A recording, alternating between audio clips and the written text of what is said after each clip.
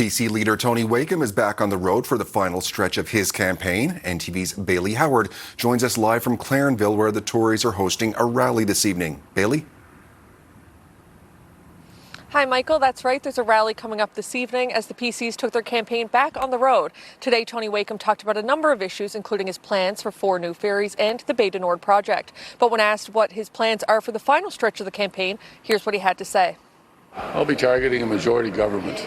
Wakeham visited the International Association of Heat and Frost Insulators and Allied Workers, Local 137 at Trades NL. Wakeham says Newfoundland and Labrador is a province that's ready to build big things and has the resources to do just that. He says those big things include 4 new ferries, one of his early campaign promises.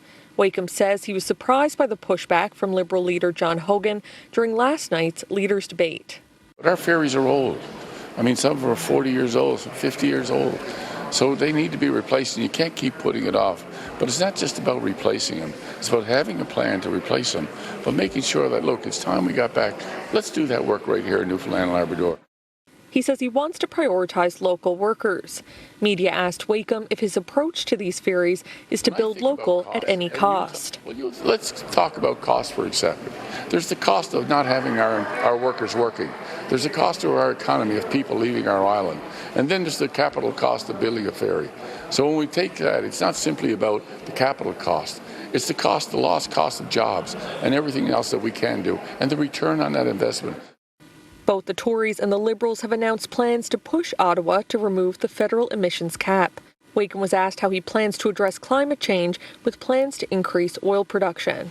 I don't believe the two are related. We know that climate change is happening. We know we have higher temperatures. But to turn around and a firefighter, a forest fire, when we have high temperatures, we need to be prepared for those changes that are coming, yes.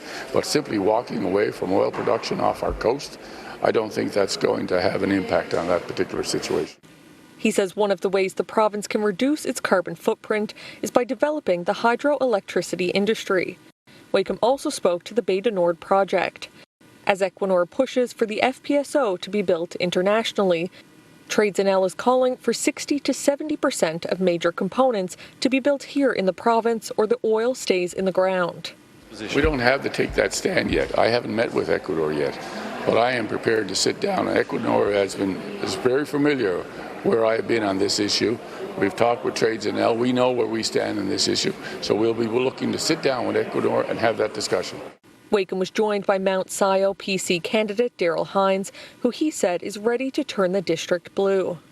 Hines has been a resident of the Kenmount Terrace neighbourhood for the past 15 years. Our community has been well served. It's time for a new government that's not focused on giving themselves secret payments and bonuses. It's time to address some of the healthcare, cost of living and crime that's in our communities.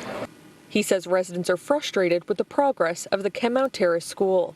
We have a new school that's being built that's long delayed, that's being built for 850 kids. And as I stand here now, there's over 1,000 kids in them 2 buildings they're going to close. It makes sense to the Liberal government. It don't make sense to parents in Kenmount Terrace and in our community.